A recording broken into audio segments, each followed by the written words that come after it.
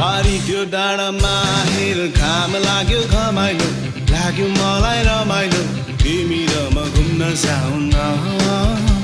अनि घामले मलाई सताउला काली मलाई बनाउला तिमी पिरतीको छाता ओढाउन